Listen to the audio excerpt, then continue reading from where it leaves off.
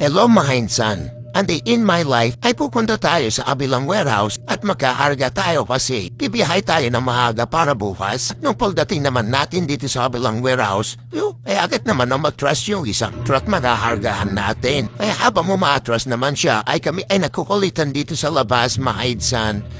Maganda kasi ang panahon ngayon, maaraw at paliwalas. Wala na kasing bagyo mga insan, kaya tuloy ang kulitan. At ang pagdating naman namin dito sa loob ng bodega, ay nag-usap-usap sila kung ano yung dapat ikarga at hindi ikarga. Kasi mahirap naman kung mali ang ikarga. Kasi malilintikan tayo sa amo natin.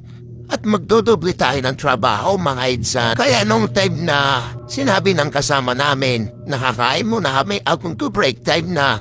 Kaya agad naman siyang lumabas at sumunod naman kami na parang bibi. Kaya hanggang dito muna mga insan. See you!